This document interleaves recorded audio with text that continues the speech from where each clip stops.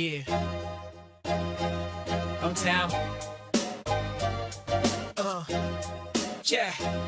Yo, we kicking it live. Vince and Stevie D, OWSports Podcast is the place to be. Bills Mafia, repping the red, white, and blue. No doubt with Josh Allen, just stand up and shout. Gang Green, coming with that New York flair. Jets in the mix, you know they taking it there. The rivalry is fierce, but they keep it 100. Legends in the making, pressure never stunted. From MetLife to Highmark, bright lights when the night's dark. Touchdown, dream, steel beams, leave a big spark. Bills and Jets, we clash on the field, but on this podcast, we keep it sealed. Respect for the game, we all in the zone. Vince and Stevie D, we holding our own. So tune in tight, don't miss a beat. OW Sports, where the real ones meet. Sit back. It's OW Sports, the fastest growing podcast about the Buffalo Bills and New York Jets. You get the best takes, the most engaging interviews, and they are always keeping it real. So sit back, relax, and get ready to talk some NFL. Now here's your hosts, Vince and Stevie D. And welcome back to another edition of Official Word Sports. I'm Vince, and I'm here with my co-host, Stevie D. What's going on, my man? Not too much. I know you're excited for Sunday. Not too much. Oh, I see you got the proper colors on. I do. I'm very observant. Yes, I decided I would come out in Marshawn Lynch Seattle Seahawk attire. Speaking of Marshawn Lynch, so Stevie D, speaking of Marshawn Lynch, Media Day was yesterday, and the question was asked, if you have the ball on the 1 yard line, are you going to run or are you going to pass? They won't let it go. The good thing, though, is that everybody from that Super Bowl is gone. So thank goodness they don't have to relive that. Right. There's no Russell. Sam is no Russell. Well, we're going to find out if he's going to throw the ball at the 1 yard line. Well, Sam said that he would throw the ball at the one. Well, I think if you ask any quarterback, they're going to want to throw the football. But I don't. And in fairness, the Seahawks don't have a Marshawn Lynch on their roster. This is true, right? I mean, what do they got? What's his name? Wright, the running back. Charbonnet and Wright, and well, Charbonnet's out. Well, that's true. It's true. But Wright is not Marshawn Lynch.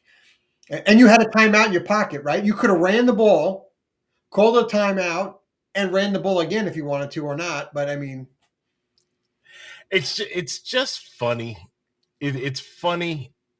It's sad. It's sickening. It hurt my stomach. It hurt my head because, I don't like the Patriots. Speaking of not liking the Patriots, sorry, quick segue. And Brian, if you're out there, this is to you. So Stevie D, here in Florida, in Tampa, during the Arctic blast that came through, a whole nother story, right? This is what happens when your teams aren't playing on Sunday. There he is. Hey, Rob, how are you? Be good, do good. God bless and go Bills. Hey, by the way, Rob's been putting out some really good posts, so make sure you guys are checking out cover 2. But yes, during the Arctic blast that was here,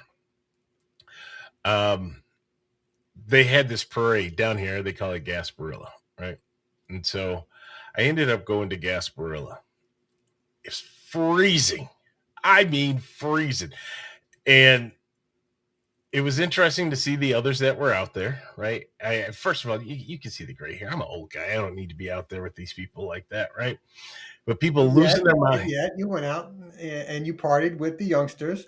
I wouldn't call it partied. I would that is a high overstatement. I was doing it the bougie way. We were in a tent, a corporate tent, corporate seatings. We had our own private bathrooms. This was, if you're going to do it, this is the way to do it. But I digress. Everybody's, the parade starts, and everybody in our tent area got all excited. They run up to the fence line, and they're throwing beads to him. Guys catching beads. I'm like, no, this isn't for me. So I step back, and I see this guy Brian, and we start talking, and we were talking about golf and different things with golf, and then we started talking sports. I'm like, wait a minute, where's that accent from? Because you could hear it. He starts to smile, and he's like, yeah, I'm a Patriot fan. I was like, oh, here we go. And he goes on to say he's a Patriot, and he was a Bruins fan, and he was a Yankee fan. He's from Jersey, so kind of some of that tie-in, and then living up there. But he was a Patriot fan, so then we started talking, right? And we were united by the common bond of sports, which is the international language, right, for a whole lot of people. But we were, just kind of talking sports, had a really good conversation, except for it was so cold that I was like, Brian, I got to go. I'm out. Right. It was just too cold to be out there. But no, it was a good conversation. I told him I didn't wish him well this Sunday. I'm rooting for the Seahawks, and he kind of smiled. It was good banter. I could deal with a Patriot fan like that, right? And maybe because he's not that new age Patriot fan. Okay. Right. This is somebody that's been around, and they understand, and they've been through the heartache and all these, the young ones that all they've known has been, basically early 2000s on. They are so insufferable. Those are the ones that you hear the chatter, and you just can't deal with that on a consistent basis. You can't deal with that, period. Right. But nice guy, and I told him check out the podcast, give him a shout out. So Brian, what's happening? Thank you for being my piece while I was out there with the big throws. I was like, but I digress. Yes, DVD. I am in Seattle Seahawks colors. I am not part of 12, that's for sure. But I'm rooting for you this week. I needed the Patriots to get to this point. I think I told you I want this, and you should have wanted this too, right? Because this is a slap in the face to the Bills, to the Jets, to the Dolphins.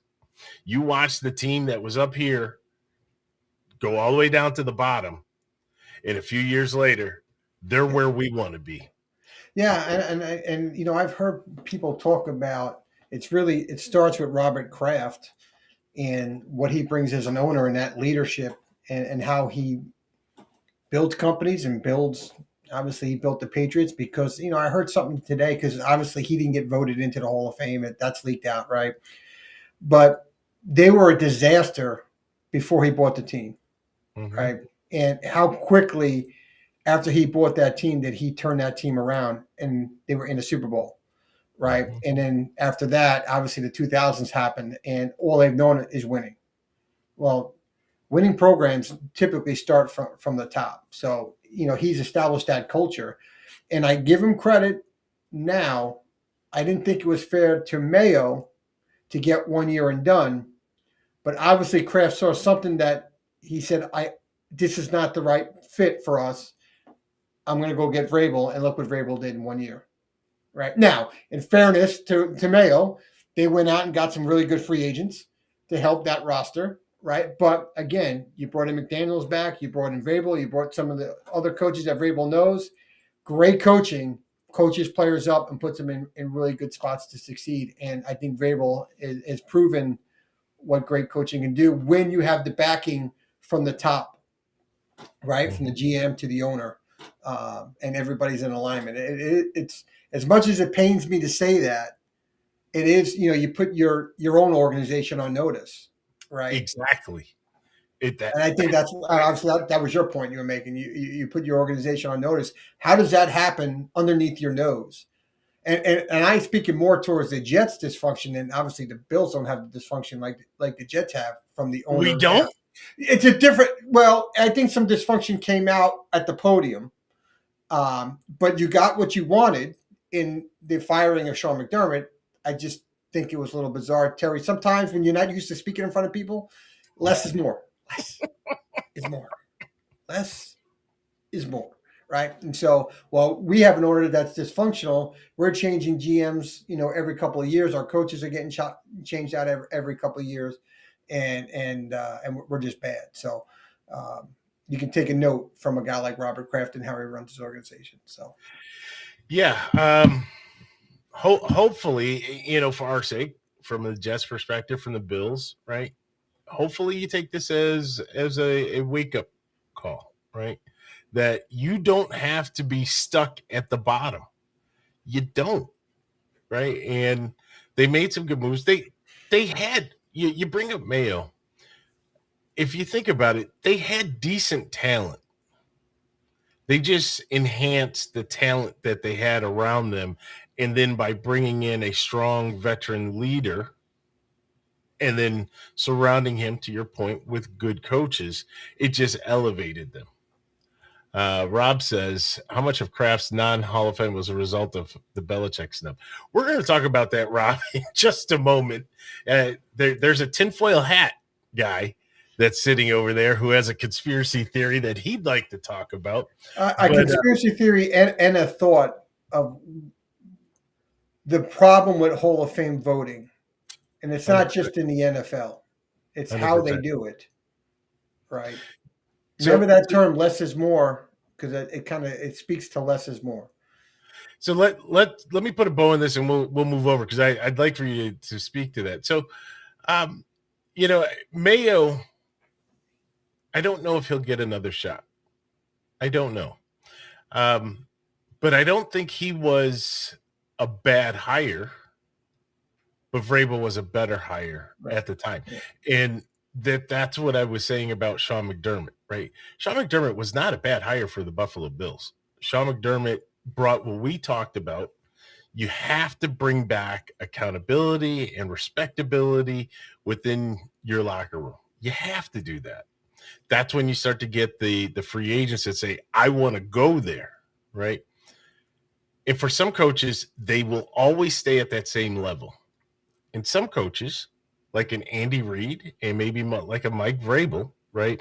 They learn from their previous stint. And they're like, I got to do this better. I got to do that better. And doing those things better takes them to the next level. So we can see that here with Vrabel. And again, I wish nothing but the best for Sean McDermott. I really do. I like him from a character, man. I just thought my biggest gripe was how you handle those timeouts. Nothing. I don't know if anything could top the icing of the kicker in the preseason. When you told me that was incredible. 100%. I've never seen such a thing. All right. Let's move on. So Stevie D, Rob had brought up about the Hall of Fame. Yes, he did. And let's see, one last thing for Rob. From 2020 to 20, he had the number one defense in points allowed in the regular season. Yeah, when you're in a lot of shootouts. But Stevie D, so the Hall of Fame, as Rob mentioned, right? More leaks. We're waiting for the final to be released, right? The Belichick snub. I mean, that just took off. That took off. Everybody was talking about it. Yeah. Even the guy Brian I was talking to you about, we were talking about it. You and I have had conversations about it, right? Everybody has an opinion. And then supposedly what was leaked when Belichick was leaked as far as not getting in was that Kraft was getting in. And then all of a sudden we had the reversal of fortune, and it comes out that Kraft is not getting in. It's a mess. You and I, for years, and if those of you who are out here listening to this podcast, if you go into the OW Sports archives, I just noticed something. Oh, look at that 3D logo in the middle. I just noticed that. Sorry, a little squirrel moment. It's like, But what? if you I thought there was something going on in my background. I thought maybe a spider was coming down to get me on top of my head or something. no, that's sharp. But if you go into the archives, you'll hear shows where Stevie D and we talk about the Hall of Fame. This has been one of the biggest pain points. We talk about it religiously during the off season, during the time for Hall of Fame inductees, and voting. We talk about it all the time. And Stevie D, you go ahead, you take it away because you have some comments here. I do. I'll go with the real comment and then I'll go with my conspiracy theory. Okay. So the comment is, because we talk about it a lot, you're either a Hall of Famer or not. And this Hall of Fame where you split the vote, you know what? I know Vince is going to vote for Belichick, so I'm going to take my vote and move it to somewhere else, right?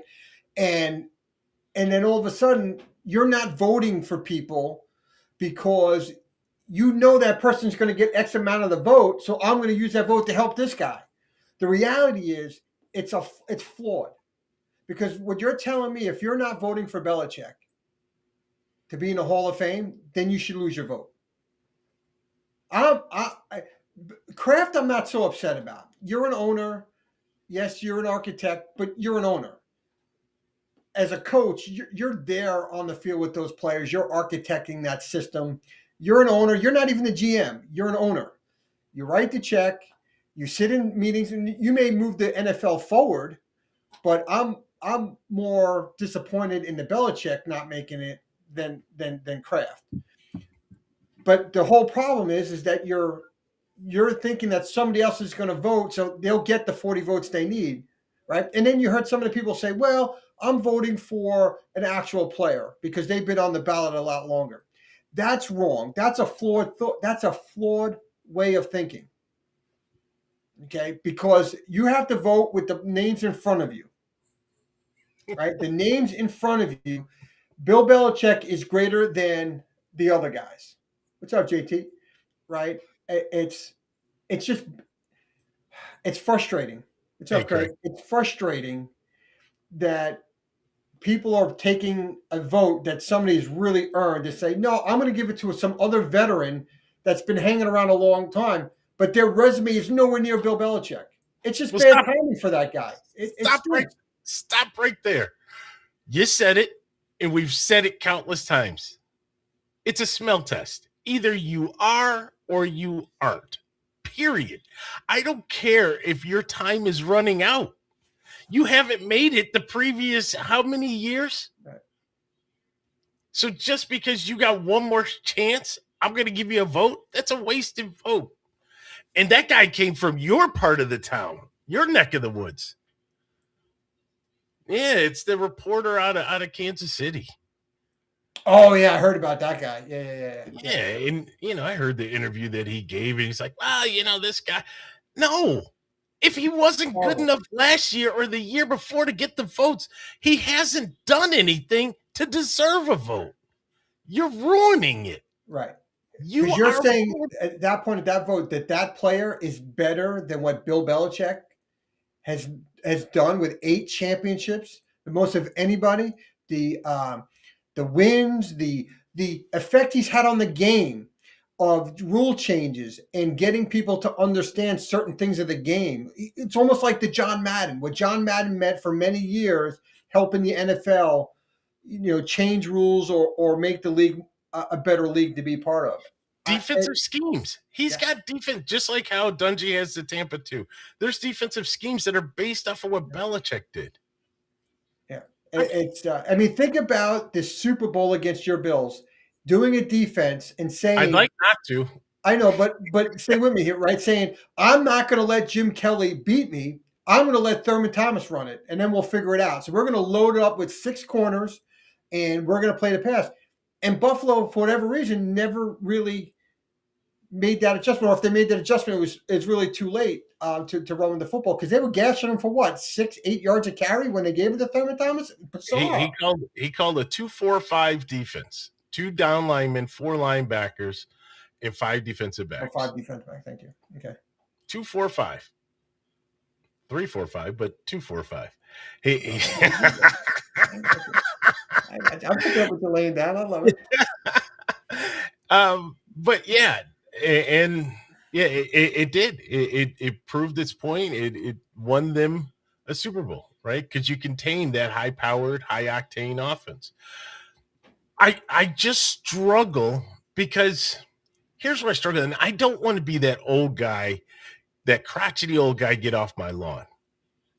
But there's so much of this new age stuff that is happening that it's ruining just the value, and it's ruining history, right? I don't care about being a first ballot, right? It should only be one ballot, period, in my opinion, right? Either you are or you aren't. But when you have somebody that is trying to control the narrative when they have a little bit of power, and if you have a vote, you have power, right? What are you really doing?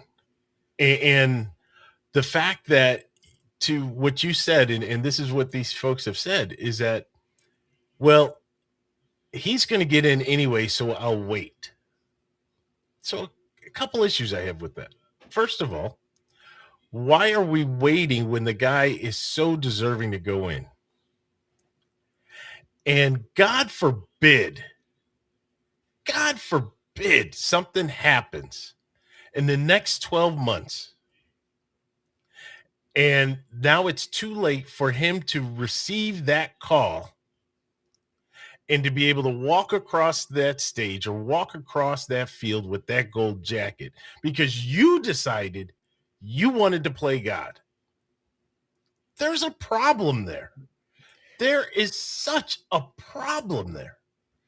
Right. And in my opinion, and they won't do it because they won't get outed, but anybody that did not vote for Bill Belichick to get into the Hall of Fame needs to lose their vote. Plain and simple. Bill Polian, if you were the one and you can't remember who you voted for, then you don't need to be on the panel. That guy out of Kansas City, I don't know his name, you need to be off. Just like in baseball. Who was it for? Aaron Seeley? Was that the one? Oh God! Aaron Seeley out in Seattle. How the local guy votes for him out there?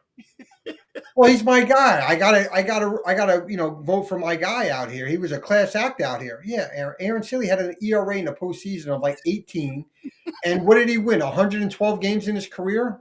190 games. I don't.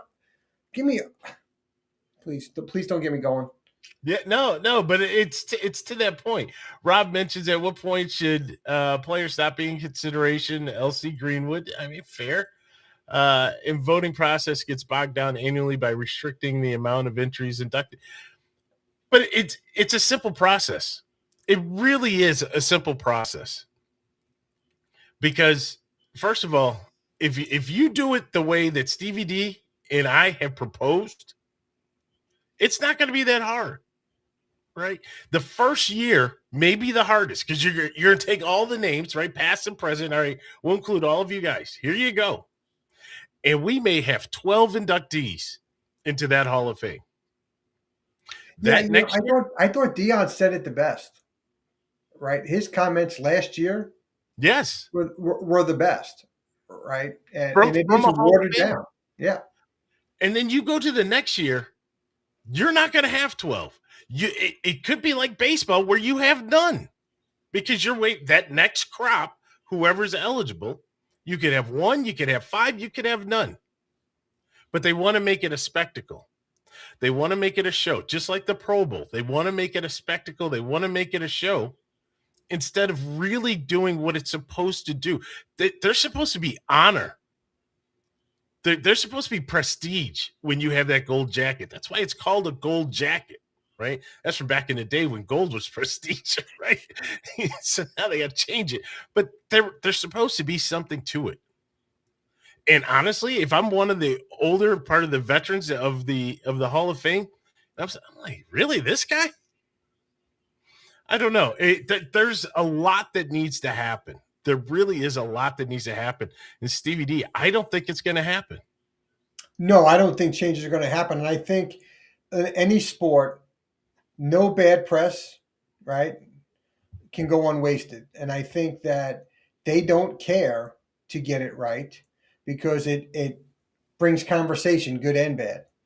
And I don't, they will never see it the way most fans see it around the Hall of Fame. Right. When you're supposed to be, it's supposed to be the best of the best, the greatest of all time type players. Right. It is. It, Like it, I mean, maybe this is not the best thing, Vince. Maybe this is not the best way to put it. But if you take everybody that's in the Hall of Fame right now from a quarterback position, okay, and then I know it's hard because you had quarterbacks in different eras that meant different things, running backs that meant different things in different eras versus today, right, and such. But we'll just take the quarterback position, and you take somebody, that person has to be better than the worst player that has made the Hall of Fame. If you can't crack that worst player, then you're not a Hall of Famer, right? You gotta get past that threshold of that player. To me, maybe that's not the best thing to say, but well, wait, hold on. Now, don't give away the secret sauce, but that's what we talked about, right, in our last show. You have your Hall of Fame, right. and it's like your Platinum Hall of Fame. And then outside of that, you have your Hall of Fame. And in order to get into that platinum, you have got to be like the top 5. And it doesn't matter what era. And I come along, if I don't rate to beat the top 5, then I'm in with the regular group of the but they're still Hall of Famers. But you got that's you got to have that secret code to get in to see the platinum group, right? And I think that's what Dion was kind of talking about too, right? I think he even mentioned something like that. You have your tiers. Was he listening to our podcast? I think so. Because we certainly talked about that, Yeah. right? Oh, yeah. And you can get kicked out right now, and that platinum would be like Jim Kelly and Thurman Thomas and Bruce Smith and Andre Reed, Kent Hall, Marv Levy, James Lofton. I mean, all those guys, and we'd hold a spot for Josh. This conversation has gone off the rails. I got to bring him back, folks. I got to bring him back. All right, so maybe all of them wouldn't be in there, but but then along comes Josh. Jim's out, right? And Josh is in there. So that would be funny. Sorry, we're taking your stripes away, but we're moving you to a different hallway. Down the hallway. Sorry, buddy. Rolling them down there. He's like, bye, guys. Right. Yeah. Right. Well, Madden said that the busts all talk to each other, right? So they move you out of that platinum. Hey, guys, it's been real. I've enjoyed my stay here. I'm going over here. But I do have a conspiracy theory. All right. I do. Okay. Now stay with me here, folks. Stay with me. Bill Belichick was not snubbed. Robert Kraft was not snubbed. They're going to be snubbed one more year in 2027. You're crazy. Why would they be snubbed for 2 years? Why? It's because they want to have the All-Patriot Hall of Fame, where you're going to have Belichick, Kraft, and Tom Brady all go in together. And it's just because of where they were eligible, they were going to deny them until they all go in together. Okay. I see where you're going there, but can Belichick and Kraft go in at the same time? Yes, you can. As non-players. Junior players will go in. Because they both got snubbed, right? They both got snubbed. Oh, I see what you're saying. You can't have two of the same. Oh yeah, then that would kill it.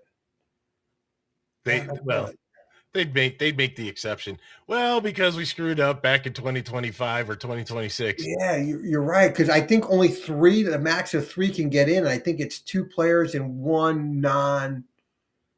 Yeah, that goes out conspiracy theory. No, hold on to it, because the way the NFL does things. Can you imagine Brady gets denied? Can you imagine if Brady gets denied and that's the penalty for the cheating scandals for all of them? Lose that first ballot Hall of Fame?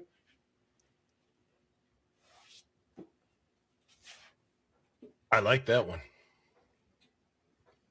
They're I not like saying it. People aren't saying Spygate. They're saying, well, because of the way the voting, we split the vote. But could it be truly it's the payback? You thought you were smarter than everybody in the room, and then the voters show up. I like that one. Yeah. Well, we're going to have a Hall of Fame show. I think it's very interesting just to see the blowback. And definitely something needs to change. Obviously, the Hall of Fame is not technically tied to the NFL. And Roger Goodell pointed that out this week. Quick. Yep. He wants nothing to do with it. It's like, that's not us. But it is. It is, Roger, and you can't escape it. It's your league. It's the Pro Football Hall of Fame. You play a game there. You give them all the official licensing. It's part of the NFL. 100%. Just like you shut down playmakers on ESPN. Was that Roger? That might have been under Paul. I think that was Tagliabue. Yeah, might have been Big Paul kind of flexed. Rest in peace. Mm-hmm. Yeah. So I don't know. We'll see. All right. On to other NFL activities, Stevie D. I didn't know how much we were going to talk about this, and that was the AFC NFC Pro Bowl. I didn't watch it. Okay, on to other topics. Let's move on. What a farce. I do want to talk about this, right? Because you're the only one who could talk about it, because I didn't watch any of it. I didn't watch it either. Oh. I didn't watch it either. But I saw some clips, but it still was a farce. And, it's funny because we're in a chat, and one of the guys, he actually watched it. He was saying what a joke it was, right? Like, can't believe you're watching this. But then some of the questions start popping up. Why is the game flag? Why is the game this? Why is everybody saying no? How does Shador get in, right? And what the NFL has to realize is that you're doing more harm to your product than you are good, right? There is absolutely no need to hold this game. There's been debates about other all-star games, right? Hockey seems to have it right. Major League Baseball, it keeps tweaking and trying to get it right, but I don't think they can ever get over Bud Selig's decision, right? NBA is a joke, right? And when you have scores of 200 to 210, right? That's a joke. But with the NFL, I can appreciate to an extent where the players are coming from, Stevie D, because let's go in the Wayback Machine, right? There is this young rookie running back out of Georgia who is drafted by the New England Patriots, has a great year. They have some outdoor activities that they have him participating in, and he tears up his knee. I'm talking about Robert Edwards. Tears up his knee. Done. Never to be heard of or seen of again. That in itself was kind of like the epiphany for all the players in the league. They're like, whoa, not going to do this. But moreover, right, if you go back in time, when you had NFL, you had games that were aired on CBS and NBC. There was no Fox, right? You had the one Monday Night Football game with Howard and Dandy Don, right? And you would hope every 4 years that you got a chance, and it was a flip of a coin, right, between the home and away. You would hope that you would be able to see, especially for us, players like Tony Dorsett or Walter Payton, right, guys in the NFC that you didn't see on the regular. You didn't have fantasy football. You didn't have the internet. You didn't have social media. So you really didn't know these guys, right? The only people that you knew were the guys that made all the attention that were larger than life, like Madden, like a Tom Landry, right? And those were the guys that a Dick Butkus, right? You would see him in like those Miller Lite commercials. But that's all the endorsements they really got. And then through whether it be the Sunday ticket or, as we start to get a little closer, you have the internet, social media, you have fantasy football, you start to know these players, right? And then you have all the different streaming services. Now their exposure level is like to the 10 millionth degree to what it was before. These guys are able to have advertisements that are in local markets outside of where they play because you recognize a Justin Jefferson, right? You know who these players are. So why do I need to go into just a random game where there is a high level of risk? I don't need to show my face because you already know who I am. So what am I getting from that? Then you look at how much these guys are getting paid, and you look at what you are getting paid there. There's a little saying that Stevie D and I talk about all the time. It's called risk versus reward. The risk is so great of getting hurt and really impacting the rest of your career versus the reward in playing in a game where you're not gaining the notoriety because you already have it. Your face it's not bubblegum cards anymore. Right.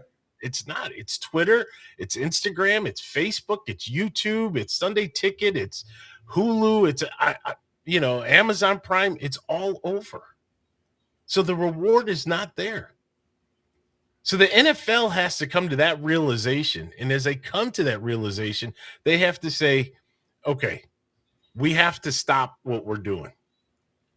They can find a way to have something that is maybe celebrity-ish, right? Maybe they could have them do the Masked Singer, right?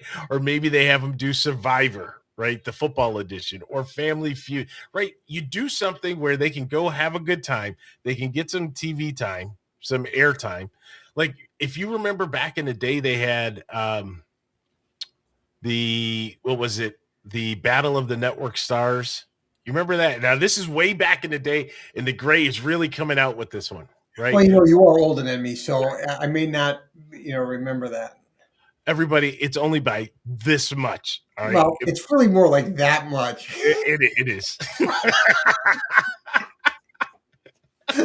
But back in the day, they used to have like these celebrity type sporting events, right? It was all on ABC, Wide World of Sports, right? Oh, okay, on the Wide World of Sports, okay. Yeah, they'd have rowing and 3 Oh, points. yeah. Okay. And you could have tug of war at the end, right? It's camaraderie, it was competition, but guys weren't getting hurt in this, right? It was basic stuff where nobody was going to get hurt. You do a little swimming, and that was it. You could do things like that, right? Fill 2 hours, pre-recorded. People will be outside because you're going to have all your fanboys outside wanting to get an autograph, and then call it a day. Don't put the farce on that we saw last night, or that some people saw, because I didn't watch it, right? I saw the clips. Don't put that on. And you're doing more harm than good. Stevie D? I think you said it right there. I mean, I think it's just a joke. It's just a joke. I don't know. Craig remembers. Thank you, Craig. Thank you. I don't. Again, Craig is just a little bit older, I think, than. I don't know. I don't know how old Craig is. So he may have been in high school. No, I'm kidding. Sorry, Craig. Sorry. But yeah, I just, it's got to go. It's got to go. It's an embarrassment. I don't know how else to put it. It's just an embarrassment. It's got to go, and they got to get creative in a better way. I don't know what the right answer is. I do like, what you're talking about as far as those type of events. See, Craig remembers. OJ was in there. Oh yeah. Keep dating yourself, boys. Keep dating yourself. Listen, I was there for Newt Rockney's speech. All right, so easy. All right, so those are a few of the items that we want to talk about. But then all of a sudden, Florham Park says, "Wait a minute, hold my beer. We're not done." Stevie D, what's happening in Florham Park? Well, we hired a defensive coordinator that nobody's ever heard of. That Dunker, right? He's got ties to Detroit. And so I really believe he was hired to be the yes man for Aaron Glenn. So Aaron Glenn will run the defense. And then finally today, we had some movement with two coaches because we have like, I don't know, 18 available spots in the Jets. I was going to drop a resume out there since they had so many openings, right? I figured I could land one of them, assistant to the ball boy or something. But we hired Frank Wright as the offensive coordinator. And it's interesting. Yeah, it's interesting. Former Buffalo Bill. I better get it out there now. Thank you. Former Jet, and for a cup of coffee with the Jets. But it's interesting. So I put a post out on Jets Hanger, right, about Bevel, Greg Roman, and Frank Wright, right? And overwhelmingly, Frank Wright probably had 75%, if not higher, supporting from about 100 and something comments that went out on that. He had a lot of support. Not a lot of support for Greg Roman, and no support really for Darrell Bevel. A couple of funny comments were, well, hire Greg Roman as the run game coordinator because that's what he's really good at, right? So, hire all three as coaches and try and make a powerhouse of coaches of all three. But I think Frank Wright is a safe choice. He has won a Super Bowl as an offensive coordinator with the Eagles back in 2016, 2017 season. But he has been out of play calling for a few years. So it's going to be interesting how that's going to come back and how he's going to flow in today's offense. But it's a safe call. And Aaron Glenn's got a sounding board in Frank Wright too, who's been a head coach in the league and has had a little bit of success with the Colts and whatnot. I mean, it failed experiment in Carolina. That's when they traded everybody, and then they fired him 10 games in the season and brought in Steve Wilkes to finish out the season there. So again, I think it's a safe call. I do think if we do have a young quarterback, I think he knows how to work with a young quarterback because he's been in those shoes before. So again, I think it's a safe pick. Yeah, I mean, Greg Roman has been fired, but just like any coach, right? They all get fired eventually.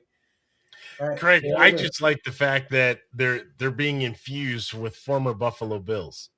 Right? And another coach, we had a D lineman today. All right. Oh my God, the name's escaping me. Oh my God, I just did a post on him. He was on the Rex Ryan for 3 years, from 2012 to 2014. He spent 3 years with the Jets on the Rex. Oh my God, now I gotta pull it up because I can't for the life of me think of his name. How embarrassing. But that's okay. It's the fact it's that the age. It's the age I'm showing right now, right? Carl Dunbar. Okay. He spent time with Buffalo. He spent time with the Steelers. He spent time with the Vikings. Obviously, did time with Rex already out there. So, So it's a good hiring. I don't have a problem with the hiring. Let's talk about Roman. Okay. So if you look at the career of Greg Roman, and yes, in fairness to what Craig has said, how many times do you have to get fired?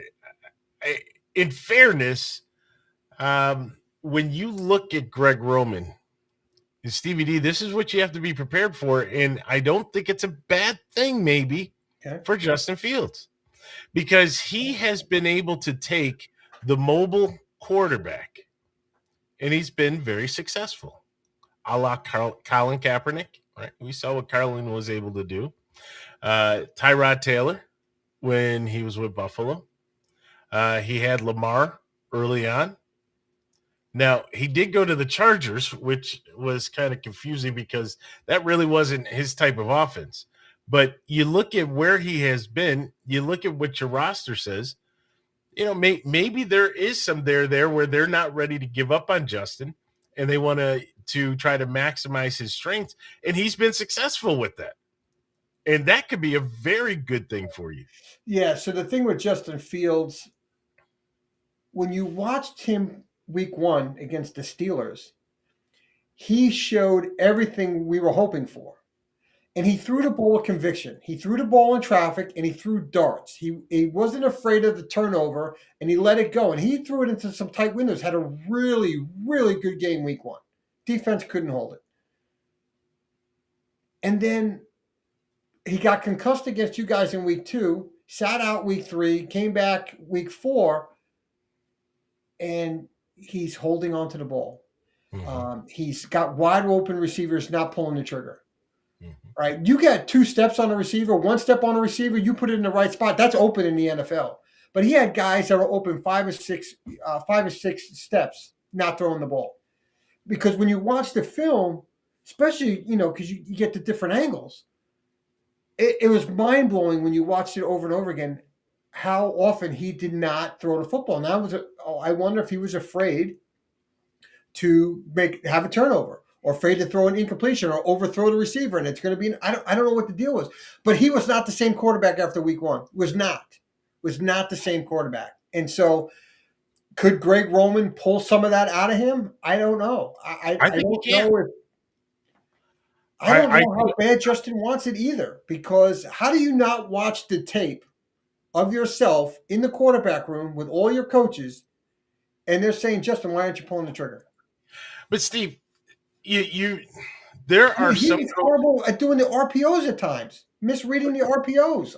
There are some coaches that players just gravitate to, and they click, and that light comes on, and then that coach gets an opportunity, and that player can't follow him like a puppy dog, and all of a sudden that light goes off. Right? And we've seen that time and time again. With Greg Roman, I think he can turn that light on for Justin. Yeah, but I think that's where the Jets are moving on from Justin. So if Greg Roman got the job, I totally agree. Justin Fields would have been in the plans. Let's work with him. He's on the contract. We're paying him money. There's not a quarterback in the draft that we're going to get that we like. Let's hire Greg Roman, go with Justin Fields. Maybe it can work out. Now, after that, maybe you draft a two-way quarterback in the 27 draft that fits Greg Roman's style and can maximize the potential of that young quarterback. Sure. To me, going with Frank Reich seals the deal for Justin Fields without a doubt. That door is now shut, and they're either going to look for a stopgap quarterback and then draft in 27, or maybe take a flyer on Trinidad Chambliss late in the draft and just see what he can do, sitting behind. And but I don't see the Jets getting their starting quarterback in 26 in the draft, because it sure is not Ty Simpson. And I don't think the Raiders are stupid enough to pass on Mendoza. Oh, are you speaking high of Mendoza now? Yes, I've better than what I first saw out of him. The one game that I saw of him play, I was like, I don't know why everybody's so high on him, but I think higher him. But again, I don't think the Raiders are going to pass on him. I don't think they'll do it. Okay. I think when you send Tom Brady and Mark Davis to the championship game, and you're on the sidelines and you're talking with Mendoza and you're talking with, I think it's a done deal. It's all right there. It could be the greatest smokescreen of the world to try and get draft picks from another team, but I think the signs all point to that. So Stevie D, this Sunday, I'm not sure what you're doing. Well, before we talk about the Super Bowl, can we talk about one more coaching thing? Sure. Because this one boggles my mind. Nathaniel Hackett got an offensive coordinator job. I'm going to say that again. Nathaniel Hackett got an offensive coordinator job. With who? Arizona Cardinals. Former Jet offensive coordinator Mike LaFleur gets hired as the head coach. Has no overlap with Hackett that I know of with the Jets, right? Because Hackett came in after LaFleur was gone. Unless Hackett did some work with the Rams last year in some type of capacity, LaFleur hires him to be the OC in Arizona. What resume are you looking at to think that Hackett can be an offensive coordinator? So you're a new head coach. You're going to put your eggs in that basket? Well, Aaron Rodgers said he was good. Maybe we'll reach out to Aaron. You're good, buddy. You're good. Oh, look at Rob saying Malik Willis. Oh. It's possible. It's possible, but I don't think I wouldn't do it. I wouldn't do it. And you know why, Rob? Why I wouldn't do it? Because then you're saying that you are not committing to the quarterback position, because Malik is now, once you get on that train, you are always going to be kind of the stopgap guy, right? 1, 2, maybe 3 years. Maybe Sam is a little different in Seattle, right? Especially if they win it. You need a franchise guy. You need a guy that's your guy that you drafted and will be with you for 15 years. That's and what Malik Willis could be that if Rob is thinking of the 2-year guy, because whoever they get is going to be a 2-year guy, because when you draft somebody at 27, if you're smart, you're not playing them week 1. You let them learn, and then when you're ready, maybe later in the year, and you feel comfortable, then you can possibly turn over the reins. But, can I see the Jets making if Kirk Cousins get cut from the Falcons? Can I see that as a 2-year stopgap for Kirk Cousins at the end of his career, and they buy time with Kirk Cousins? But again, if you're trying to draft a quarterback in 27, are you really trying to win in 26? I mean, that's the reality of it. Are you really trying to win? I mean, honestly, Jets fan base, you got to ask yourself that question. Because yes, you have 3 number ones in 27. Are you going to package all of them up to go get your quarterback in 27? So all those trades you made to go get the quarterback? No, you're rebuilding this thing. You need every pick you can. So do I think they're going to go out and get a quarterback that could, like a Kirk Cousins, that can throw the football, can understand the defense and throw it? I'm not a Kirk Cousins guy, but he'll win you football games, right? He won't have you 25 turnovers, but I don't think that's what they're doing. I think they're going to run it back somewhat with the same team that you got at quarterback, and they're going to go and play out for 3 wins and hope that they have the number 1 pick. It has that feel. It just has that feel. And Jet fans are going to say, fire Aaron Glenn. I'm telling you, at some point last year, week 5, week 6, or whatever, as they start talking about the trade deadline, I think Aaron Glenn said, this is what I thought was going to happen when they got hired and they hired the GM. If this is where it goes with the players, we're going to sell off, we're going to stockpile our picks, and we're going to build, and it's going to be that 2 to 3 year project. And I think by trading Sauce and trading Quinn Williams has enacted that plan. So Jet fans, hold on to your hat. Aaron Glenn wins 3 games next year. He's not getting fired because it's all part of the plan. Trust the They process. have the $85 million, but the plan is not to go get, unless you're going to make a trade for Joe Burrow and think that you can sprinkle in all these other things around him. I don't see it. I see another rough year in 27. See, Rob, please don't misconstrue what I know. What I'm saying, Stevie D, I think I saw you nod, right? Don't misconstrue this here. There's plenty of good quarterbacks that are out there that have not been developed properly, that have had bad coaching, bad situations, what have you, right?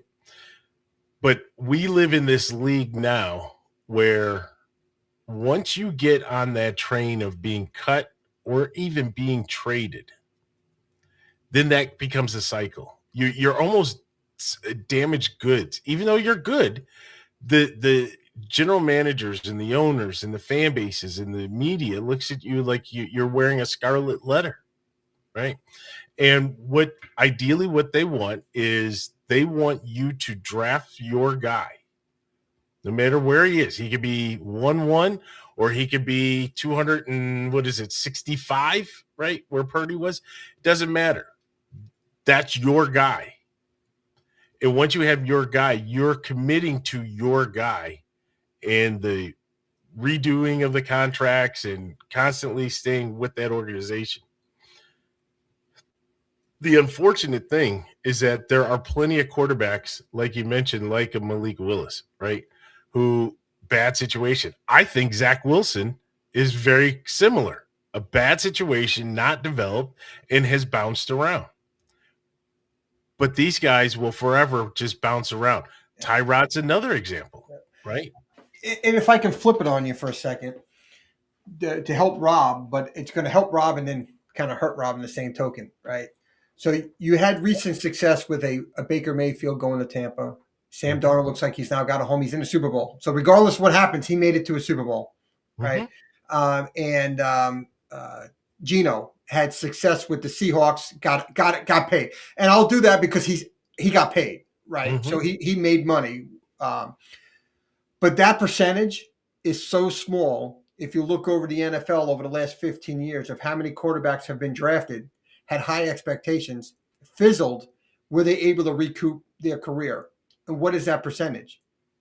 Those 3 quarterbacks are probably the only 3 we can name, right? That have been drafted high, didn't succeed, and I agree with you, Vince. I think it's just hard to win over a GM and a coach because there's no value there. There's nothing. I'm not paying you much, right? Obviously, I didn't trade for you. If I traded for you, I probably did a conditional pick or something. That's not going to hurt my team. You're not going to get a lot of reps with the one, right? It's going. So how do you really get that shot? And I don't look. I think Malik Willis played well for Green Bay. Green Bay's got a really good system over there, right? And I'm not saying it's plug and play. I'm not trying to diminish Malik Willis. But maybe the way their coaching staff is with the way they run their offense, you can really plug in any number 2 quarterback if your starter gets hurt, and he's going to win you some games, right? You take Malik Willis and you bring him over to a dysfunctional, and you said the Steelers, in fairness, you said the Steelers. I think you said the Jets as well. But if you brought him over to the Jets and we're not ready to develop, now, again, maybe Frank White can do that. But if you don't have the infrastructure in to help Malik Willis, what are you going to get? You're going to get the Malik Willis you saw in Tennessee. Right. So, but you potentially would get that with no matter who you had, right, as your signal caller. If you're not ready, right? If I don't have an offensive line, I can't deliver the ball. You can't expect me to sit back there in the pocket, or I'm hurrying throws that are going to be high, or they're going to be wide, they're going to be intercepted. There's a lot that goes into it, right? The funny thing is, and let's go back in the time machine, right? Where we had a few quarterbacks like a Kevin Cobb or a Rob Johnson, right? These were guys that were able to get paid because they stepped into a situation where they were the backup or they were the third quarterback on a good team. The starter goes down. They come in, they have this great game, and everybody thinks you're the second coming. Why? Scott Mitchell got paid. Right? Because the infrastructure around you was solid. Yeah. Matt Flynn, right? Just don't throw up on yourself and you're good. Don't throw up on yourself. Right? That's all you ask, right? We asked you to do it. And then next thing you know, they're like, all right, well, you're having a good game, air it out, right? This one hurts me because of Rob Johnson, right? We ended up trading that 9th pick to Jacksonville for Rob Johnson because he had one game. That was Fred Taylor pick, by the way. So we had a chance to get Fred Taylor. But anyways, we get Rob Johnson, and he is garbage. Flat out garbage. But part of the reason why he's garbage is because he wasn't that good to start with, and we didn't have the infrastructure around to support him. So, to me, that's the key, the infrastructure around the sport. Now, in Pittsburgh, yeah, Mike McCarthy's worked with a lot of young quarterbacks, and you like to think the Steelers organization as a whole is stable, and that may be able to work for Malik Willis. But I don't think they would bring him in to be the number 1. I don't think anybody's looking at Malik Willis. We're going to bring him in to be number 1. Yeah, but so again, Rob, there's a chance, right? And I hear you. And Stevie D, I'm starting to think that Rob is Malik Willis's agent. I'm really starting to think this here, but it's not stopgap, right? But honestly, once you get moved, that's it. That's it, right? You are no longer that pristine, prized possession of a team, of an organization. Stevie D said earlier, that coach didn't draft you, that GM didn't draft you. They don't have that same level that they would if they had sat there on draft night and called your name, handed your card in. Doesn't mean that you're a bad quarterback. Doesn't mean that you Or can't you have couldn't make it. right. You can have success, but Problem is somebody taking the chance on you to have that success. Are they willing to put their own job on the line? The GM, the coach, the offensive coordinator, are they willing to put their job on the line to say, that is my guy? And if it doesn't work, man, do they get all the heat, right? and you're the guy they're always looking at, ready to upgrade. That's the other thing. And Rob, I'll tell you one other thing. I don't want this to go completely off the rails here. Kudos to Darnold and Mayfield. Now think about what you said. Kudos to Sam Darnold. Why? Well, Sam had a record of 14-3 and is headed to the Super Bowl. What was Sam's record last year? 14-3. And what happened at the end of that season? He was gone. Because he wasn't their guy. Their guy was J.J. McCarthy. They still don't know what they have in J.J. McCarthy, and they gave up on Sam. And the GM is now fired 1 year later. The GM got fired. Rightly so. But that's the thing. Here's a guy that balled out. But because he wasn't a Minnesota guy, they didn't care about him as much as they did the guy that they handed the card to Roger Goodell for. That's what we're saying, right? Not that any of these guys can't be successful, not that you can't see a guy like this make it to the Super Bowl. And I applaud him. I applaud Sam more than anything in the world, right? Because he has overcome a lot, right? But it just proves your point of what you're saying, that the root of what you're saying. It was not his guy. Yeah. Right. And when you think of the egos, you as a GM, you do have to check ego at the door. 100%. Right. Because now you feel like you have to explain to your owner or to your fan base that I wasted the number 9 pick or 6 pick, whatever JJ was. I think he was number 6 because he wears number 9 on JJ McCarthy. So you're trying to justify to your fan base, I'm letting that guy go because I'm taking this guy. When you had your starter for the next 10 years in that building, because he's so young, Sam was so young, he's still so young, and you let him go for nothing. And I agree, it's horrible on how they do that in the NFL, because players that deserve a good shot in a good organization because they didn't have a good organization before, what could have been. And we've seen it with so many players, what could have been. Yeah. I still think in the NFL today, if you had a minor league system for football players where you had a chance to develop for 1 or 2 years, what you could turn into the NFL. But if you don't make the team or you're not a high draft pick, there's no value. We're not paying you any money, so it doesn't mean anything. You know, Stevie D, one of the things that we talk about a lot is that a lot of people talk about athletes and they talk about the athletic ability, but what they never mention and what they never talk about is the word luck, right? You have to be so lucky in your career, all the way from high school, and if you make it to the pros, all the way to the pros. And just follow me in this timeline, right? You're a high school kid, right? You're playing in a good program, and you're being recruited, right? And I'm going to give you an example. You're recruited to Ole Miss, and you're like, ooh, I get to play with Lane Kiffin, right? Now you go there, you're all excited, and Lane gets a job at LSU. But at the time, Ole Miss in Lane had a style of play, had an offense that was geared around what you do, took advantage of your assets, which was going to propel you to the next level. Now he's gone. You have the new coach that comes in. He has a completely different system. Maybe you're right. And now all of a sudden you can't run that. Yeah. Now they have the transfer portal, so this gets a little wonky, but follow me here, right? Either you're stuck there, or now you have to, back in the day, you had to wait a year. You have to transfer and find some place to go. That's part of the luck I'm talking about, to be in a situation where the coach that you committed to is committing back to you. But now say everything works out. Say you are the, top 5 selection. Now, where are you going? More than likely, you're going to a bottom feeder team. Why are they a bottom feeder team? Poor coaching, poor general manager, poor owner, right? But you have to be lucky that the team that selects you has a vision that they can repair and replace. You have to be lucky that there's not going to be a change in that head coach or that general manager in the next 2 years. You have to be lucky that that team that you go to has a good running game to support you as a rookie quarterback, has a good offensive line, has decent wide receivers, has an offensive coordinator that can call that game. You don't have control of this. They draft you, you go there. Right? And you can hold out, like we've seen some people hold out, but for the most part, you don't control this.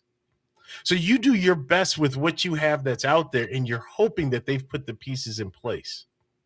And if they don't, you're not going to succeed, or you may be middle of the pack, but that doesn't elevate you to the next guy who got lucky to go to an organization where they had a vision, like a Drake May, that went to a team that had a vision and put him so that he's on the cover saying you're the youngest quarterback to play in the Super Bowl.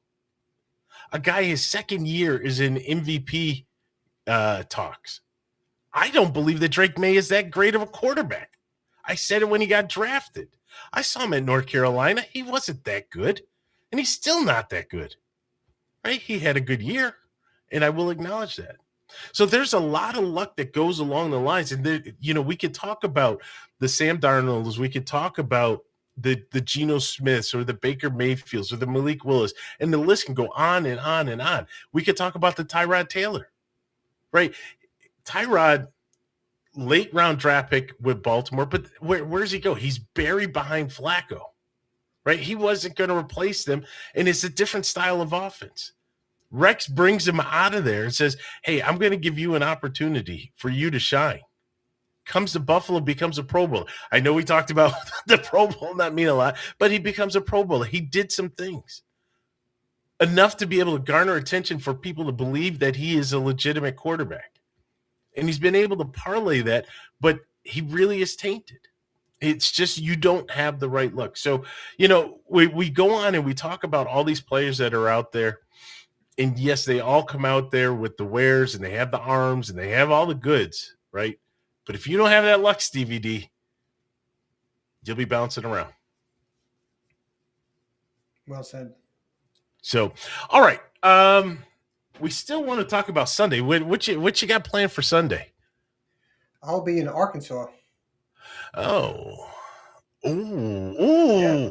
Opening weekend, college baseball opening weekend. Oh, maybe we need to change the focus and do a little preview. Big Rich on the mound. The Westminster Blue Jays. That's what I'm talking about. Yeah. So we're going down for opening weekend. Actually, we'll be in Arkansas back-to-back weekends that start the year. And so, but we're not traveling home Sunday night. So I should be able to watch the game from either from the Airbnb or a sports bar or something like that. But I'm in Conway, Arkansas. I don't know. It's Conway, Arkansas, right? Now, I do want to say, because we're close to wrapping up the season, I want to make sure I get it in, since we're talking about Westminster Blue Jays. There is somebody who is reaching the next level of life. Mr. Richard DeCola. I'm going to say this in advance. Happy birthday, my friend. The big 2-1. It's crazy. You have a man now, not a little boy. He is a man. It's funny. 21 years ago, just about, because he's 10 days away, 11 days away. You were there at the hospital. Yeah. He was born, right? And it's like, where does it go? Where did it go? Where did 21 years go? Where'd it go? I don't know, but it's gone, right? It's hard to believe and now he's graduating college this year in May, a year early, right? And he's tracking towards the summa cum laude graduation, and everything's popping for the kid, and it's just, yeah. Well, that won't come out of my mouth, Rob. Believe me, when I open my mouth out there, everybody looks. oh, he's not from around here, right? So it's funny, but it's crazy, man. It really is. It's crazy, but the Blue Jays get to kick off their season, and we're gonna have some nice weather. Oh, that's good. I was just gonna say I can't wait to hang out with Rich now. Oh, No more little you Rich. in the casino. Him and you will be at the casino because he's all in for the casino, dude. All in. All in. Yeah. I think we got to do a road trip. Oh, the road trip is in store. Yeah. Yeah. Oh yeah. 100%. 100%. All right. That's not what I was really talking about on Sunday, but so Stevie D, we have the Seahawks and the Patriots. What's funny is that it's a rematch, and like we opened up the show, people can't stop talking about the play at the one. That one hurt me, and now we have a different teams, different, really everything's different. But I still feel as though Seattle's a better team. I thought they were better then, and I think they're a better team now. I Two think 14 on the 3 records. roster, they're a better team. But I'll tell you, Vrabel is battle tested. He's been in every spot you can imagine in the playoffs, even though as a player, he's probably like a player coach, right? I think the advantage is in the New England coaching staff because they've been there either as a player or as a coach where Seattle hasn't. And I really do coaching is a big deal. I'm not going to say New England's going to win the football game, but I think it's going to be a lot closer because of New England's coaching staff. You don't think that they're going to be loose and free running around? No. Just like the way the Cowboys were in that 92 Super Bowl? They said that they were just loose and free. You don't think it's that? I think it's easy for somebody to say that after they win the football game. You're in the Super Bowl. I don't think it's Bills were battle tested, and you saw what we did. Nothing. Gave up 52 points. I'm not going there. I know you gave me a carrot there, but out of loyalty and friendship, I am not touching it. Okay, I'm going to let it go. I just think in this particular game, I think their coaching staff has the experience over there. Than what Mike McDonald and his coaching staff has. But I do think Seattle's a better team. I think Seattle's a better team. I still think Seattle's going to win the game. But if Seattle loses this game, the coaching staff was the difference for New England. But I don't see Seattle losing. I just think they're that much more talented, and their defense is legit. Their defense is legit. So we're going to see Drake May. And what you guys come up with offensively against that defense. Because if I'm not mistaken, Seattle's pretty darn healthy defensively. They have the one injury on the running back that's out. But and Drake May supposedly showed up on the injury report. So I don't know how severe that was or if he's fully healthy going because that was 2 weeks ago. That's that Patriot gameplay. That's what that is. That's Patriot gameplay. But when you look at Seattle, defensively, they've had a solid defensive year. You can't run on them, so that's probably one of the big factors there. Because if you force New England to become one-dimensional, now you're putting your hopes on the Golden Boy over there, which I still. We've watched him over the years, over this year, and we've saw. Where maybe he's declined in his gameplay a little bit, right? Maybe the book, right? We all talk about the book, Stevie D, right? And maybe the book is really starting to be written. I was listening to something earlier today, and I'll give credit to where I heard this because I was not aware of this. But the cover defense scheme Sean McDermott introduces, I heard this on GR, but they were saying that the cover 6 is something that McDermott had introduced in the second game against the Patriots. And since then, teams have been running the cover 6 against them. And you've seen the offensive production go down, right? Why did they beat the Broncos? They beat the Broncos because the Broncos beat themselves. That's why they won. They didn't win because May went out there and had this phenomenal game. Why did they beat the Texans? They beat the Texans because the Texans kept shooting themselves in the foot. 6 turnovers in that game or whatever. 100%. That's why. It wasn't because of this, Drake May coming out party. And so you expect me to believe that the coming out party is going to happen on the biggest stage against one of the top defenses in the league? Not going to happen. It won't happen. And it's not that I say it's not going to happen because I don't want it to happen. I don't want the Patriots to win. That's a fact, right? But it's not going to happen because they're just not ready. Right. I mean, the Patriots did not score an offensive touchdown in the AFC Championship game. I know the second half was a crapshoot with the weather, but in that first half, that touchdown was a defensive touchdown. So he didn't even put up a touchdown on his own. So I think he had one lucky play to get him the field goal where he had one big play. But, I mean, their yardage that they gained in the first half was like next to nothing outside of that one kind of it was the fumble, the forward pass fumble. Right, correct. That's how they scored the touchdown. That's how they got in position to score the touchdown. Right. Yeah. No, not going to happen. Not going to happen. So the question is it a one-score game? Is it going to be a multiple-score game? Where do you see multiple score game? I was looking at the line, looking if Rob had it up there. Oh, Nick threw a comment out there.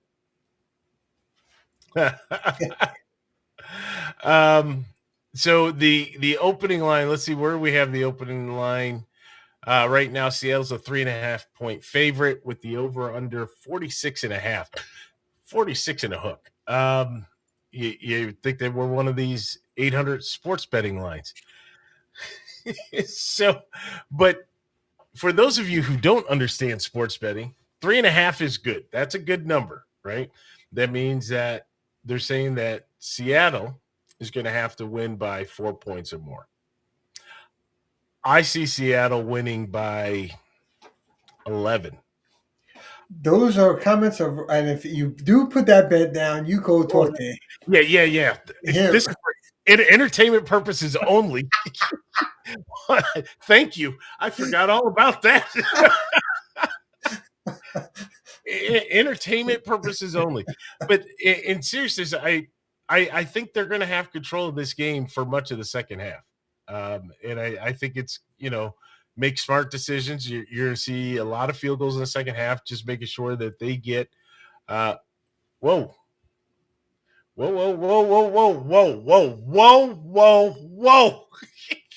Rob, entertainment purposes only. If you are doing that, that is of your own volition. That nothing to do here. Whoa. Stop that. But I do see a lot of field goals, Stevie D, in the second half, just getting the points, playing safe, not scared, but playing safe on Seattle's end. And then at some point, the dam's going to break, in the first half, and then you're trying to play catch up against a solid defense. That's a recipe for disaster. It really is. Yeah. When you look at the over-under on that, what was it? The over-under was 46.5. So we're talking total points. What is 46? That's 27-20, basically, is the over. I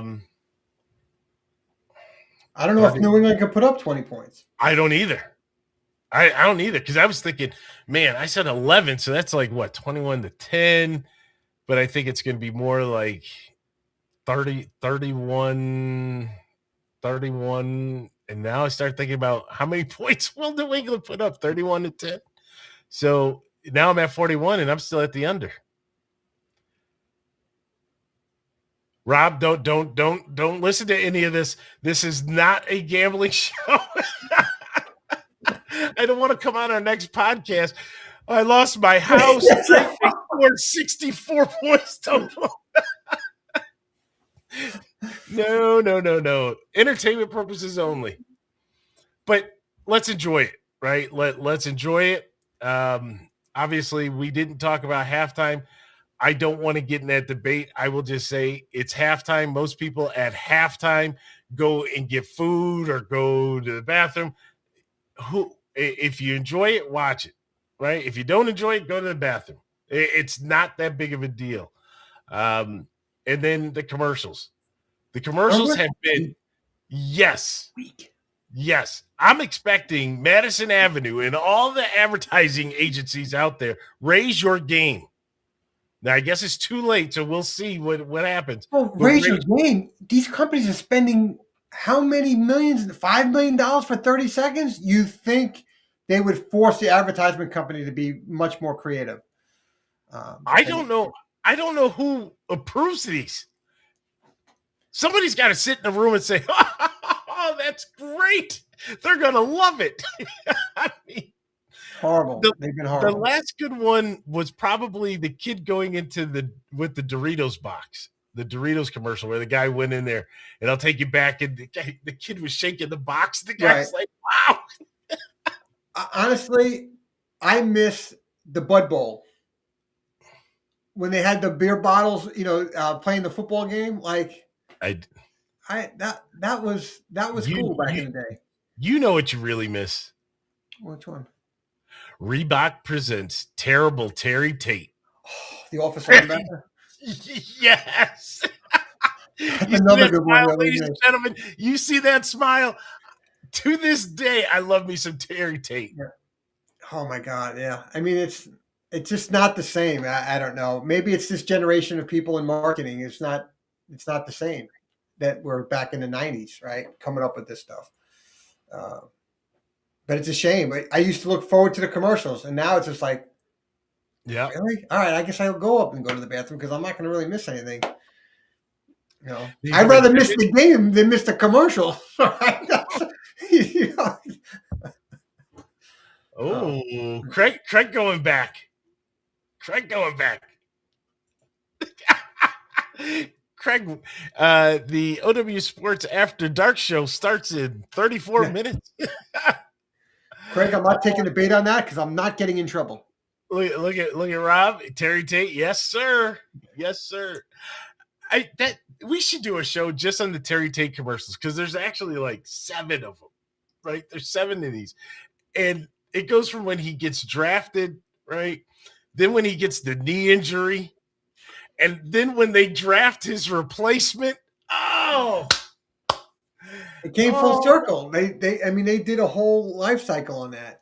They did. Oh, those are great. Those were great. Terry Tate.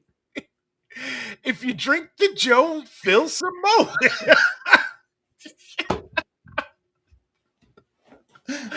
Oh man, pay trade coming, baby. Pay trade. Oh my God. Hi, Janice.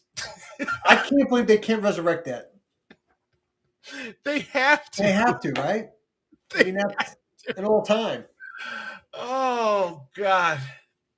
Oh man, I enjoyed that one. All right, everybody. That's gonna wrap it up. Stevie D, what's your pick? Seattle, 27-13.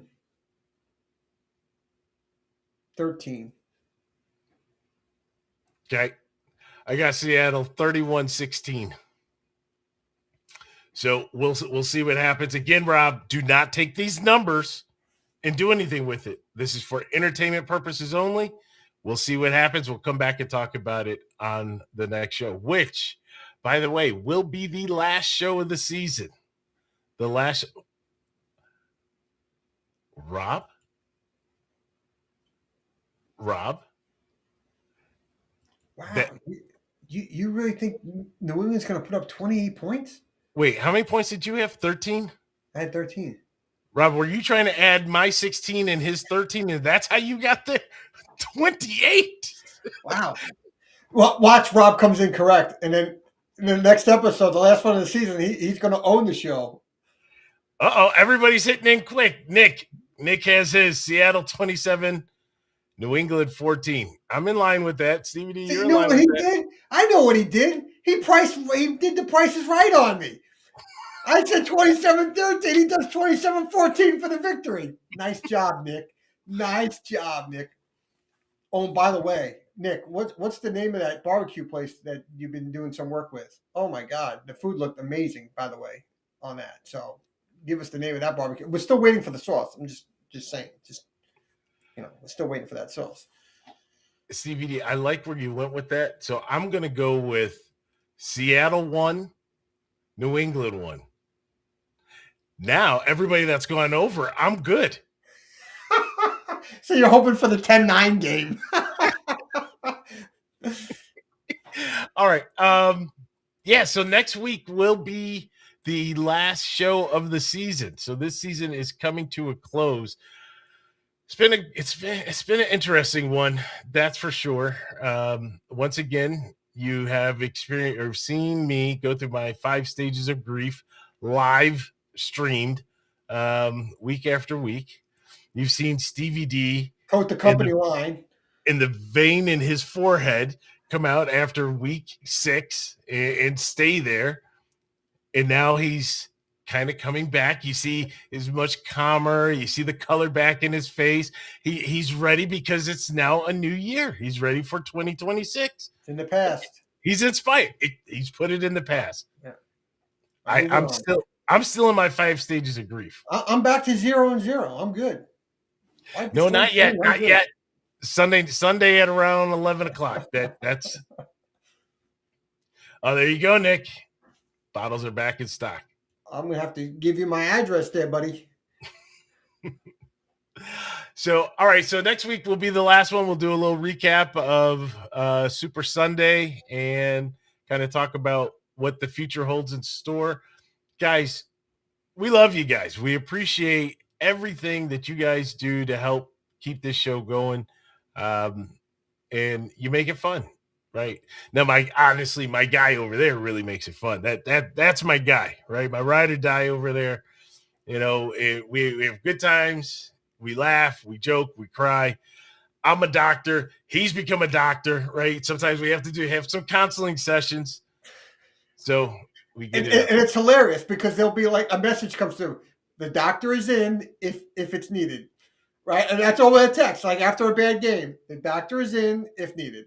And the response he got last time was, "Not now." Yeah, yeah. Not now. And the response I received was, "You got it." My bad. So, all right. But listen, everybody, we do appreciate everybody. And next week will be a closing show for the season. And we'll be ready to come back and rock and roll for the 2026 season, which will be our 9th season. Yeah, we got to do something special when we get to, like, we're already past 100 episodes, so we missed that mile marker, you know. But when we get to certain mile markers, we got to do something. I think we got to do a live show in Vegas. Oh, I thought you were going to say a live show at Highmark Stadium as they open up the new stadium. What's the name of your stadium? Do you even have one? Highmark Stadium. They bring the name over? Creative. You couldn't get more money? That's where you get the money. It's Highmark is at Buffalo. What is Highmark anyway? What do they do? Health insurance. Oh, okay. And they got money. They got money. Oh. So, all right, everybody, that's going to wrap this one up. For my co-host, Stevie D, I'm Vince, and we'll talk to you soon.